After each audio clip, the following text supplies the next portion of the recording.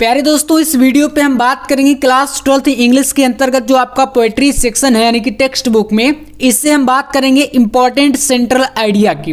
तो इस वीडियो को अगर आप पूरा वॉच कर लेते हैं तो सेंट्रल आइडिया का जो आपका प्रॉब्लम है वो बिल्कुल फिक्स हो जाएगा। यहाँ पर मैं आपको 3 सबसे ज़्यादा इंपॉर्टेंट सेंट्रल आइडिया को बताने वाला हूँ और लिखने का पूरा ट्रिक यानी कि तरीका जो भी है, हर एक चीज़ें यहाँ पर हम लोग जानने वाले हैं। कैसे आपको सेंट्रल आइडिया लिखना है पूरा आप लोग जानेंगे। आपको पता है कि 4 नंबर का बोर्ड एग्जाम में हमारे सेंट्रल आइडिया पूछा जाता है, ठीक है ना। तो 4 नंबर का ये वीडियो है, चलिए हम लोग शुरू करते हैं। सबसे पहला आपको जो मोस्ट इंपॉर्टेंट सेंट्रल आइडिया है वो आपका होने वाला है माई मदर एट 66 का। तो इसका भी मैं आपको यहाँ पर लिख कर पूरा बताऊंगा कैसे लिखना है, ठीक है ना, पूरा एकदम अच्छे तरीके से, मतलब बेस्ट जो तरीका होता है। इसके अलावा यहाँ पर एक सेंट्रल आइडिया और आपको तैयार करना है जो कि है ए थिंग्स ऑफ ब्यूटी। तो अगर आपने अभी तक तैयार नहीं किया तो इस वीडियो को पूरा वॉच करिए, अंत तक अगर आप देखते रहते हैं तो ये पूरा आपको 100% बन जाएगा। देखिए कैसे लिखना स्टार्ट करना समझिएगा। थोड़ा सा यहाँ पर शार्ट में बताऊंगा, ज़्यादा आपका लॉन्ग भी नहीं होगा और आपका टाइम भी बचेगा और आराम से आप इसको कर पाएंगे। ए थिंग्स ऑफ ब्यूटी का मतलब क्या होता है? सुंदरता की वस्तुएं। ए थिंग्स ऑफ ब्यूटी है ना, सुंदरता की वस्तुएं। अब देखिए कैसे लिखेंगे यहाँ पर लिखेंगे a things of beauty the poem, यानी कि जो ए थिंग्स ऑफ ब्यूटी जो कविता है हमारी, ये कविता जो मतलब पोएम ही तो है। A things of beauty give a message that we never dismissed diminished of फराश, यानी कि इसका मतलब क्या है? जो ए थिंग्स ऑफ ब्यूटी जो ये पोएम है ये हमें मैसेज देती है। क्या? संदेश देती है। मैसेज मतलब संदेश देती है। दैट वी नेवर मतलब जो ना तो कभी कम होता है ना, डिमिनिश और फराश, यानी कि ना तो कभी ये कम होता और ना ही ये कभी मिट्टी में मिलती है, मतलब मिटती भी नहीं है ना। जो सुंदरता की वस्तुएं हैं, कहने का मतलब ये कि ना ही ये कभी कम होती हैं और ना ही ये कभी मिट्टी मिलती हैं या मिटती हैं। आपने पढ़ा होगा कविता में बताया गया ना कि इट्स लव लाइनेस और इंक्रीजेज, इसकी जो रेखाएं होती है, प्यार की रेखाएं, वो बढ़ती हैं, कभी भी शून्यता की ओर नहीं जाती। It has never gone to nothingness, ऐसा करके कविता में आपने पढ़ा भी होगा। अब इसके बाद देखिएगा, We can choose to see beauty in the most simple and common things, यानी कि हम अपने आसपास we can choose मतलब हम चुन सकते हैं, है ना, अपने आसपास की जो सामान्य चीज़ें होती हैं उनको हम क्या कर सकते हैं? चुन सकते हैं। मोस्ट सिंपल मतलब कि बहुत ही सबसे साधारण और सामान्य चीज़ों में सुंदरता को देखना हम लोग चुन सकते हैं। लेकिन यहाँ पर फिर देखिए क्या कर रहा है, अराउंड अस मतलब अपने चारों ओर। बट लेकिन this beauty becomes a source of unending, मतलब जो कभी समाप्त ना हो सके, अनंत बोल सकते हैं, कह सकते हैं ना, अनएंडिंग। तो लेकिन this beauty become a source of unending Joy for us despite the fact that our lives are full of sorrow and suffering. The beauty things around us give us the strength to endure the sadness of life. इसका थोड़ा सा आप लोग मतलब समझ लीजिए। इसमें कहा गया है कि जो आपकी मतलब सुंदरता चीज़ें हैं उनको हम लोग यहाँ पर कह सकते हैं कि लेकिन यह सुंदरता हमारे पास अनंत आनंद का स्रोत बन जाती है। अनएंडिंग है ना, अनएंडिंग सोर्स मतलब होता है स्रोत, है ना, जहाँ से भी हमें स्रोत कुछ मिल रहा होता है।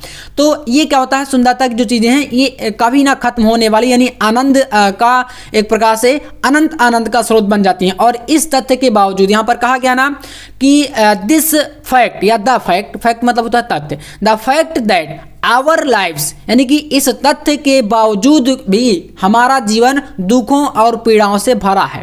Life's are full of sorrow and suffering, मतलब कि दुख और सफरिंग मतलब पीड़ा, दुख और पीड़ा से फिर भी हमारा जीवन भरा हुआ है। And the beautiful things around us give us the strength to, यहाँ पर endure the sadness of life, मतलब इस तथ्य के बावजूद हमारा जीवन दुखों और संघर्षों से भरा है और हमारे आसपास, है ना, हमारे चारों ओर, अराउंड मतलब चारों ओर या आसपास कह सकते हैं, खूबसूरत चीजें हमें जीवन के दुखों को सहने की ताकत देती हैं। तो यही एक सबसे बड़ा कारण होता है। तो ए थिंग्स ऑफ ब्यूटी का आप ऐसे लिख के आएंगे, पूरा नंबर आपको आराम से मिल जाएगा, ठीक है ना। इसके बाद आपको एक तैयार करना है माई मदर एट 66। इसका आप स्क्रीनशॉट कर लीजिए अगर आपको प्रॉब्लम हो रही है। यहाँ से वीडियो को रोक करके एक पार्ट यहाँ सफरिंग तक लिखना है और नीचे की ये 2 लाइनें आपको इस प्रकार से वीडियो को रोक कर लीजिएगा। माई मदर एट 66 ये भी काफी इंपॉर्टेंट, चलिए इसको देखते हैं। तो यहाँ पर ध्यान दीजिएगा कैसे लिखना है। देखिए माई मदर एट 66 का मतलब होता है 66 पर मेरी माँ। बहुत ही आसान है, बहुत ही इजी तरीके से यहाँ पर आपको कराऊंगा, एकदम आसान तरीके से। चलिए कैसे लिखना देखिएगा, थोड़ा सा समझिएगा। देखिए यहाँ पर आप पहले लिखेंगे, इसमें बहुत ही इजी तरीका है। This is the central idea of the poem my mother at 66 composed by the Kamala Das is that, मतलब कि जो ये my mother at 66 central idea है, ये किसके द्वारा लिखा गया, रचित किया, मतलब किसके द्वारा रचित है, तो कमलादास के द्वारा, है ना। तो ये इसके कवि हैं या कवियत्री हैं। इस प्रकार से आप इसको शुरू की लाइन को एक्सप्लेन कर देंगे।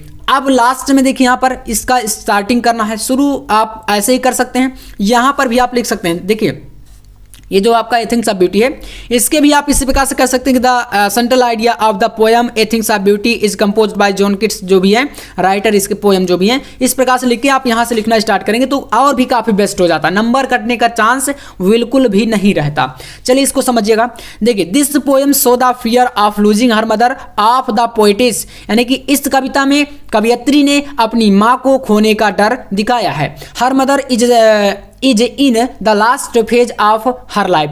देखिए एक चीज ध्यान दीजिएगा, जहां पर मैं आपको पढ़ा रहा हूं, लेकिन क्या करना है आपको, इसको एक ट्रिक से तैयार करना है। जो मैं आपको हिंदी यहां पर बता रहा हूं, इस हिंदी को आप समझ लीजिए, माइंड में स्टोरी को रीड कर लीजिए कि आखिरकार ये इसकी जो स्टोरी है वो क्या कह रही है, और फिर उसी स्टोरी बेस्ड आप इसका ट्रांसलेशन करके लिख सकते हैं। जैसे इस कविता में जो कवियत्री हैं उन्होंने अपनी माँ के खोने का डर दिखाया है। Her mother is in the last phase of her life, उनकी माँ जीवन के अंतिम पड़ाव पर थी। सो द पोएटिस, इसलिए कवियत्री feel that she will pass away soon, और कहें तो जो कवियत्री हैं उनको इस बात का डर था कि जल्दी उनकी माँ गुजर जाएंगी, या पास अवे सून का मतलब जल्दी उनके पास से चली जाएंगी। एंड यहाँ पर देखिए get scared of this thought, scared मतलब होता है भयभीत होना या डर जाना, और इसी थॉट मतलब इसी सोच में वो क्या थी, भयभीत थी, इसी सोच से वो डरती थी। To come out of this negative thought she looked, मतलब इसी प्रकार का नकारात्मक सोच उनके माइंड में चल रहा था, तभी उन्होंने क्या किया, she looked outside of car, the world outside was full of life and activities, और इसी प्रकार की सोच के साथ उन्होंने क्या किया, कार से बाहर की ओर देखा। कार से जा रही थी रास्ते में और ये सब चीजें उनके माइंड में चल रही थी। जब उन्होंने कार से बाहर देखा तो फिर क्या हुआ, जो बाहरी संसार था, आउटसाइड वाज फुल ऑफ, क्या था, मतलब बाहरी संसार फुल ऑफ माने भरा हुआ, लाइफ एंड एक्टिविटी, जीवन की गतिविधियों से भरा हुआ था। The tree seemed running fast, पेड़ जो है दौड़ते हुए प्रतीत हो रहे थे। जैसे वाहन से आप चलते हैं तो आपको पता ना कि पेड़ क्या होते हैं, लगता है दौड़ रहे हैं, तो उनको ऐसा प्रतीत हो रहा था। चिल्ड्रन लुक्ड वेरी हैप्पी, बच्चे खेलते हुए दिख रहे थे, प्रसन्नतापूर्वक मतलब खेल रहे थे। एंड एट द एयरपोर्ट, अब जब एयरपोर्ट पर वो पहुंचती है तो फिर क्या होता है, they had undergo a security check, और वो सुरक्षा जांच पर जाती है। उन्होंने जो है सुरक्षा जांच किया, मतलब कि कंप्लीट कराया, जो भी मतलब होता है वहाँ पर एयरपोर्ट में जांच, तो उसको मतलब सिक्योरिटी चेक उनका हुआ। The poet's was standing a few yards away from her mother, यानी कि जब कवियत्री अपनी माँ से फिर कुछ गज की दूरी पर खड़ी हो जाती हैं। स्टैंडिंग ए फ्यू यार्ड्स मतलब कुछ गज की दूरी पर जब वो खड़ी हो जाती हैं तो फिर देखिए, mother C felt pen at look at the colourless and pale face of her, और अपनी माँ के कलरलेस मतलब रंगहीन चेहरे को और आंखों को देख करके वो बहुत ज़्यादा मतलब पीला चेहरा और कहें तो रंगहीन जो भी उनकी आंखें थी, उनको देख करके वो काफ़ी ज़्यादा दुख महसूस करते हैं, पेन, है ना। एंड इसके बाद देखिए, बट हाइडिंग हर टीयर, लेकिन अपने आंसुओं को छिपाते हुए, द पोएट इज सैड, कवियत्री बोलती हैं, सी यू सून अम्मा, जल्दी मिलते हैं अम्मा। अब देखिए यहाँ पर इसमें क्या बताया गया, आप समझिए, यहाँ पर पूरी आपको स्टोरी ही तो बताई गई है, चाहे आप इसमें चले जाइए, चाहे आप किसी भी सेंट्रल आइडिया में। तो सेंट्रल आइडिया का मतलब होता है, सेंट्रल आइडिया का किसी भी पोयम, किसी भी कविता का जो केंद्रीय विचार है, कहें तो उस कविता में क्या सार निकल रहा है, क्या चीजें आपको समझ में आ रही है, वही आपका होता है सेंट्रल आइडिया। ठीक है, तो ये आपको मैंने 2 करा दिए, माई मदर एट 66 का और एक ए थिंग्स ऑफ ब्यूटी का। तीसरा आपको कर लेना यहाँ पर कीपिंग क्वाइट। अगर आप कर सकते हैं, वरना 2 में से एक तो आपका 100% आ जाए, क्योंकि ये बहुत ज़्यादा रिपीटेड है और हमेशा पूछे जाते हैं। तो अगर आप इतना कर लेते हैं तो इस वीडियो से 4 नंबर आपका फिक्स है। बाकी एक वीडियो जल्दी आने वाला है जो कि आपका पोएट्री स्टैंजा के ऊपर होगा, यानी कि जो आपका पैसेज पूछा जाता है पोएट्री से, इस पर भी वीडियो जल्द आपको मिलेगा, क्योंकि समय कम है, लेकिन फिर भी हर एक टॉपिक वाइज वीडियो आपको मिलेगा, ठीक है ना। तो आपको चैनल को सब्सक्राइब जरूर कर लेना है, वीडियो को लाइक कर देना है। और चलिए इसी प्रकार से लगातार आप वीडियो चाहते हैं तो यार सब्सक्राइब कर ही लीजिएगा, है ना। और आप मेरा मोटिवेशन तो बढ़ा सकते हैं लाइक करके। चलिए मिलते हैं नेक्स्ट वीडियो में नेक्स्ट टॉपिक के साथ, तब तक के लिए जय हिंद, वंदे मातरम।